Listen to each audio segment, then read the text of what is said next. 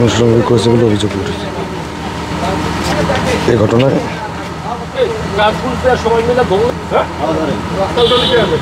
আহত হচ্ছে।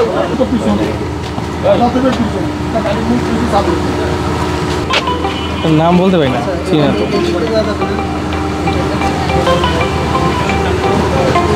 Hello hello, কেন? ওকে ওকে ওকে, সমস্যা নাই, ওকে ওকে।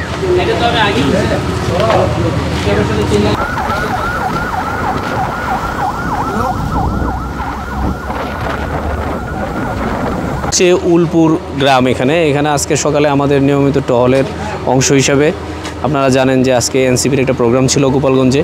সেই প্রোগ্রাম উপলক্ষে আমরা রেগুলার তদারকির বাইরেও আমরা তদারকি করছিলাম। তো এখানে গাড়িটা আসার পরেই 40-50 জন লোক সমবেত হয়ে আমাদের পুলিশের উপর আক্রমণ করে।